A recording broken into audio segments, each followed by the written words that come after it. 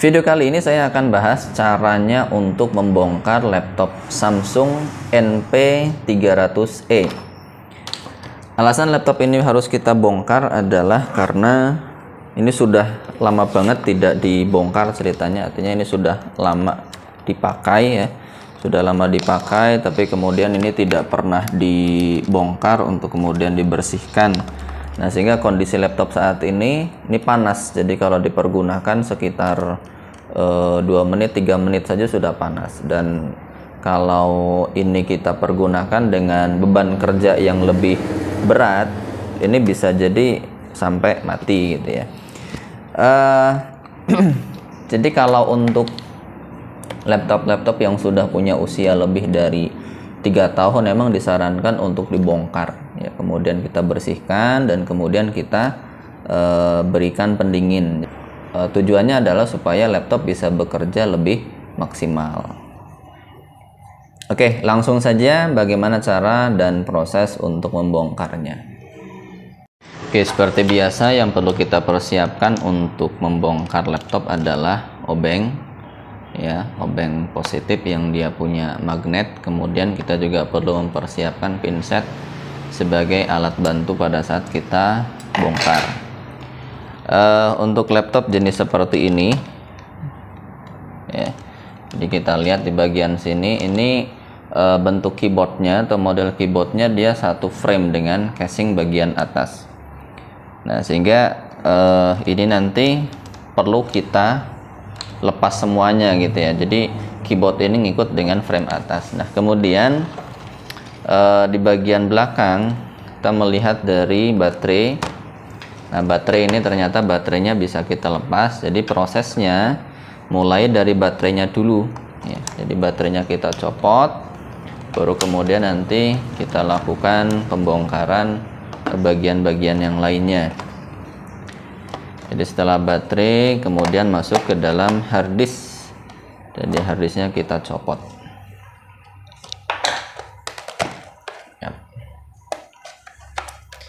Jadi sebenarnya kalau kita bongkar pun juga lihat tanda-tandanya ya teman-teman. Jadi kalau misalnya ada tanda panah seperti ini misalnya nih, ini ada tanda panah mengarah ke sini, artinya untuk melepaskan ini tidak perlu dicuntikil ya, tapi perlu ditarik ke bagian ke arah kita. Nah, begini. Nah, harddisk dulu kita lepaskan. Jangan lupa untuk mengumpulkan bautnya, jadi supaya tidak berceceran. Untuk bautnya laptop Samsung ini memang berbeda ya dengan baut-baut laptop yang lain. Ini maksudnya ada cembung gitu. Kalau di laptop yang lain itu kan bautnya datar. Ini sama seperti bautnya pada laptop Sony. Nah, sama seperti itu. Oke, kemudian kita lepas semua perangkat yang bisa kita lepaskan dahulu. Kemudian di sini saya lepaskan CD-ROM ya. CD-ROM di sini sudah ada bautnya dan baut sudah saya lepaskan.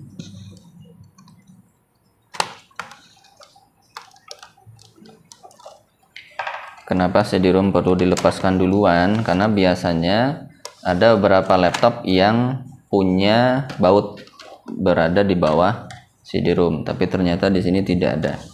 Oke, kemudian ini kita bongkar semua bautnya tanpa terkecuali. Intinya semua baut yang terlihat dilepaskan semua.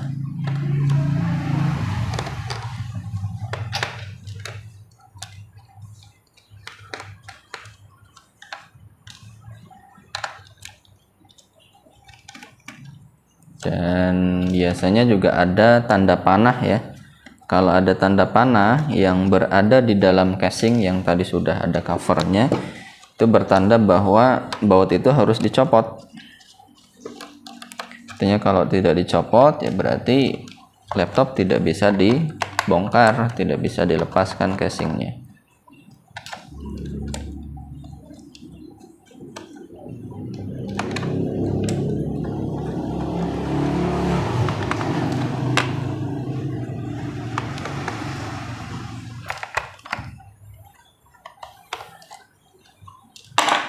Oke, kita cek kembali apakah masih ada baut yang lain atau tidak.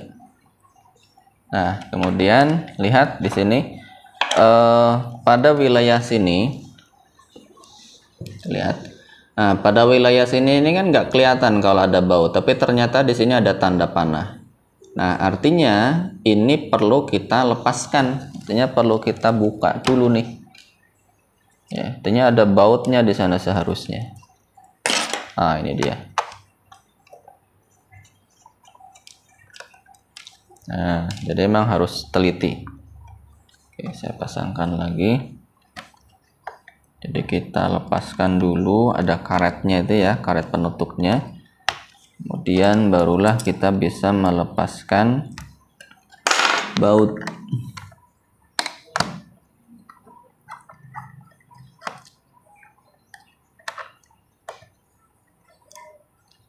Oke, kita cek kembali apakah masih ada baut yang masih nempel atau tidak. Nah, kalau emang sudah tidak ada, barulah kemudian kita buka sedikit-sedikit, artinya buka perlahan gitu ya.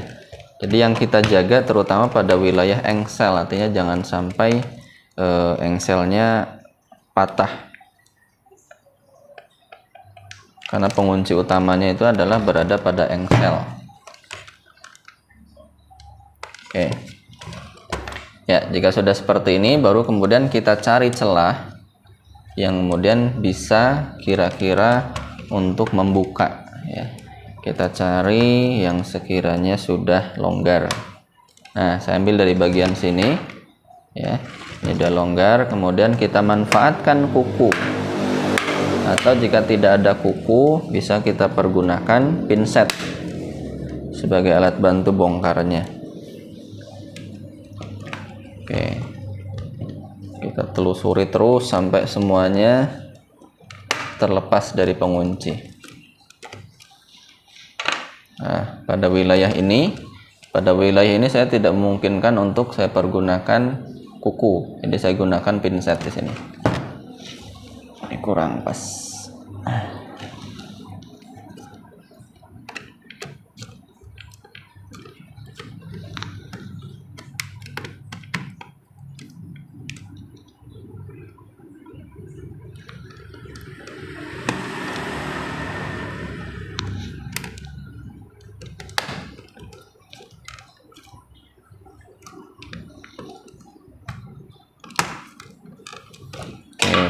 Kemudian yang lainnya juga sama. Intinya adalah semua bagian yang memang kira-kira ada penguncinya, nah itu harus kita lepaskan dulu. Itulah kenapa kita butuh bantuan pinset ataupun juga perlengkapan-perlengkapan yang lain yang sekiranya bisa kita pakai.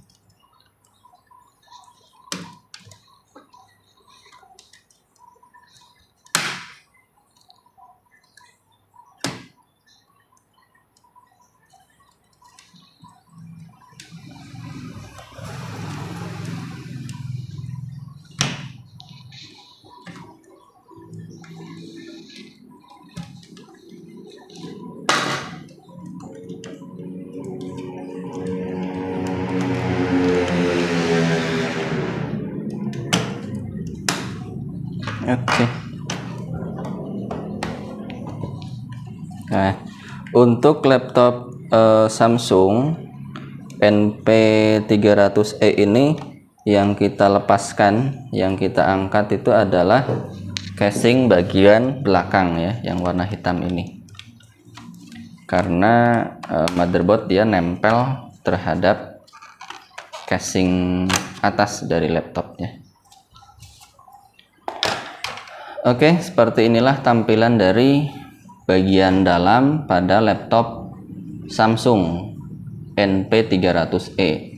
Nah, ini kalau kita lihat nih, kita perhatikan dari kipasnya dulu nih. Ya, nah, kipasnya sudah banyak sekali debunya ya. Kipas sudah banyak debunya. Kalau untuk putaran aman masih. Ya, tapi kemudian nanti kita perlu melihat juga pada bagian sini. Pada bagian prosesor. ya. Saya cek dulu.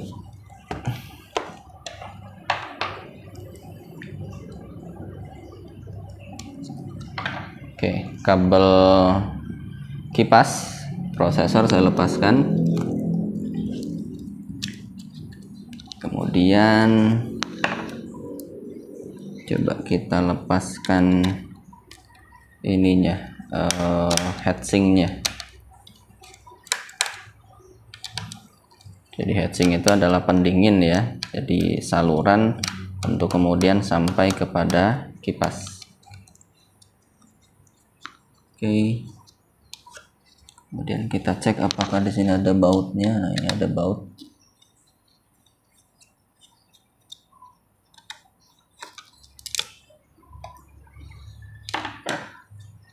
Oke. Nah, jadi ini nanti perlu kita bersihkan ya, kita bersihkan supaya dia putarannya sempurna, kemudian angin yang keluar pun juga bisa sempurna. Nah, ini dia.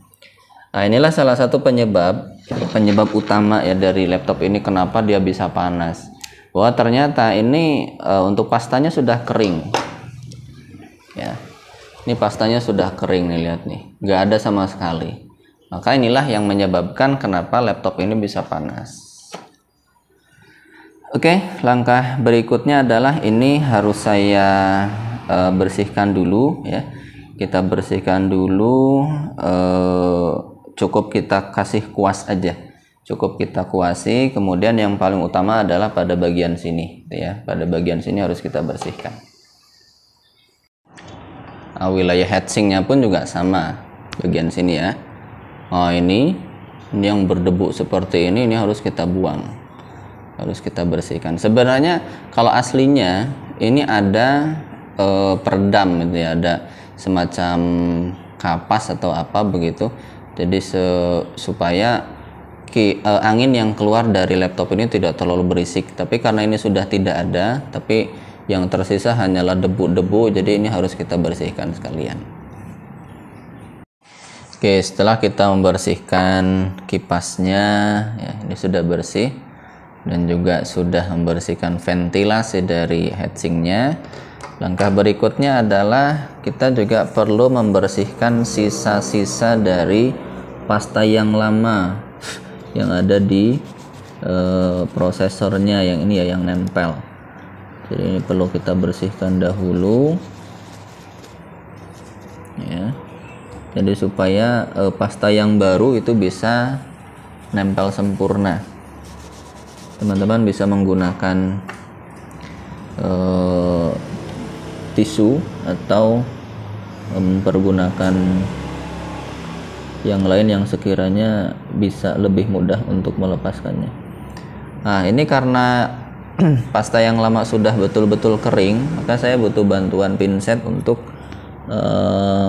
menghancurkan ya, untuk menghancurkan sisa-sisa dari pasta yang lama.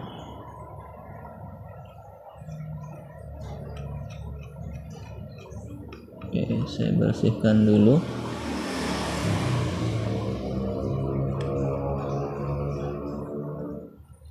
Cuman perlu hati-hati karena ini ada komponen-komponen kapasitor. Jadi jangan sampai komponen kapasitornya rusak.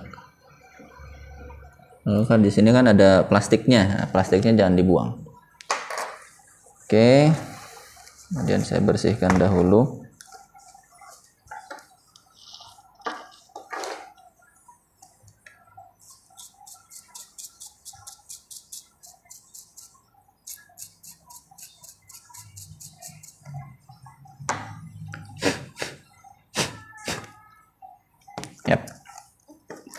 Oke, berikutnya kita repasta atau kita berikan pasta yang baru yang masih bersih, yang masih ori. Teman-teman silahkan mempergunakan pasta yang biasa dipergunakan. Bisa mempergunakan Deepcool misalnya ya. Kalau Deepcool itu silahkan gunakan yang Z3 misalnya, ataupun juga mempergunakan seri Deepcool yang lain. Semakin tinggi Deepcool Z-nya itu akan semakin dingin hasilnya. Oke, selanjutnya kita pasangkan kembali. Di heatsink saya pasangkan kembali. Ingat, pastikan bahwa kalau memang kita mau repasta, mau mengganti pastanya, pasta yang lama bersihkan dulu. Terutama kalau pasta yang lama itu emang sudah kering ya. Jadi harus dibersihkan, harus sampai betul-betul bersih. Tujuannya adalah supaya memaksimalkan hasil pendinginannya. Oke, heatsink sudah terpasang. Langkah berikutnya adalah kipasnya. Nah, kipas pun juga ini sama. Jadi kita sesuaikan dengan posisinya semula. Jadi kalau sebelumnya di sini ada perekat, jadi pastikan perekatnya juga ikut terpasang kembali. Nah, hal yang kadang-kadang terlupa, jadi di bagian sini ya, nah ini harusnya ada penutup. Nah, ini kan sudah hilang nih. Nah, jadi nanti akan kita tambahkan penutup, jadi supaya nanti hasilnya akan lebih sempurna gitu. Jadi tujuannya adalah supaya angin yang keluar dari prosesor itu bisa langsung terserap oleh heatsinknya.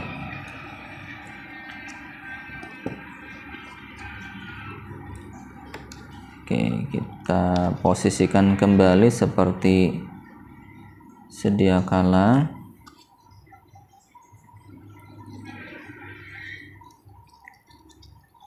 Nah, oke. Nah, jadi cukup simpel sebenarnya kalau kita membongkar laptop ya, kemudian dan harus membersihkan. Sebenarnya adalah tergantung pada model laptopnya dulu. Jadi sebelum kita bongkar itu, kita emang perlu melihat kira-kira kita harus membongkar bagian mananya dulu. Yang kita lepas apakah casing bagian atas atau casing yang bagian bawah. Oke, jika semuanya sudah terpasang, kipas dan juga heatsinknya, langkah berikutnya adalah kita pasangkan kembali casing bawahnya ya, atau cover laptop bagian bawahnya. Nah, ini pun juga sebenarnya tidak perlu ada teknik khusus ya. Jadi yang penting adalah sesuai dengan posisinya masing-masing. Dan sebenarnya kalaupun tidak pas, dia nggak akan bisa terpasang. Nah, kita sampaikan sampai pada ini ya. Jadi harus sampai bunyi, artinya pengunci itu nyangkut kembali. Nah, ini harus disangkutkan dulu.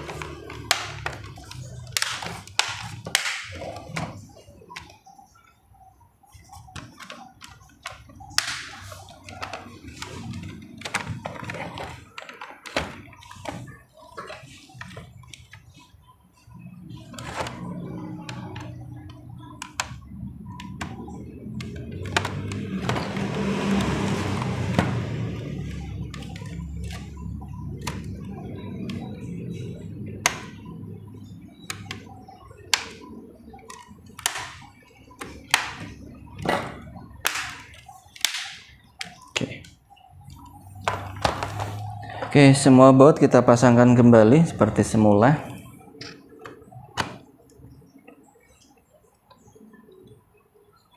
Jangan lupa tadi di bagian bawah dari karet ini ada bautnya ya. Jangan sampai terlupa. Karena ini adalah kunci penguatnya ketika laptop ini sudah kita pasangkan. Kalau terlupa nanti bisa jadi pada saat melepaskan atau membuka dari laptop ini dia tidak akan kuat.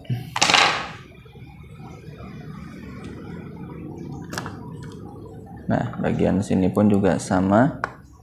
Jadi sebenarnya kalau ukuran dari bautnya ini akan sama ya. Dia akan sama saja, baik itu di bagian atasnya ataupun di bagian bawah.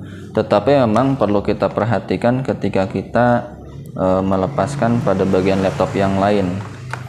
Karena ada beberapa laptop yang di casing, yang di bagian engsel itu lebih besar. Semacam di Asus misalnya. Nah, di Asus itu untuk wilayah engsel itu akan lebih besar. Dan juga biasanya lebih panjang dibandingkan yang lainnya.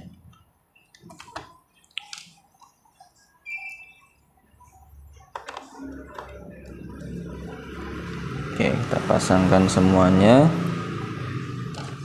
CD-ROM juga saya pasangkan, saya masukkan kembali.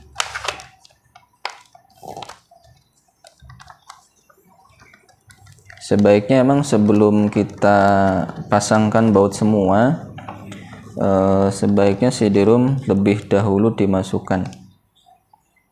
Karena kalau sudah terlanjur dipasangi baut untuk yang lain, biasanya untuk memasukkan CD-ROM akan lebih sulit.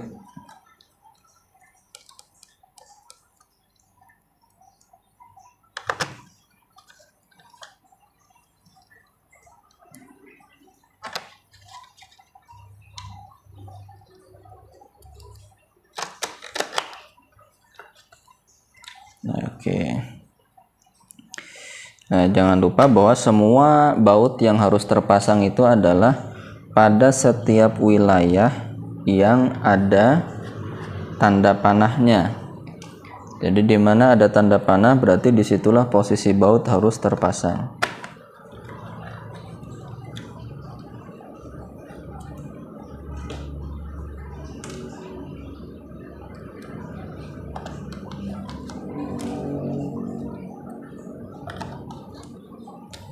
Oke, kemudian harddisk kita pasangkan.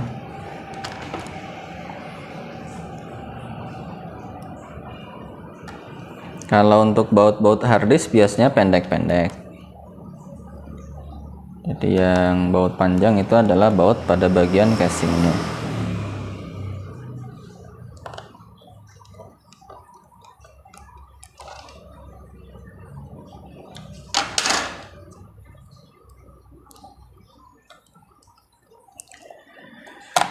Oke, tidak ada baut yang tersisa, artinya posisi pemasangan baut sudah betul semua, sudah sempurna. Kemudian terakhir sisa satu baut, ini adalah baut untuk penutup casing terakhir. Nah, yang ini dia. Oke, langkah terakhir kita pasangkan baterainya. Oke, sip. Nah, terakhir kita coba, kita buka, kemudian kita nyalakan.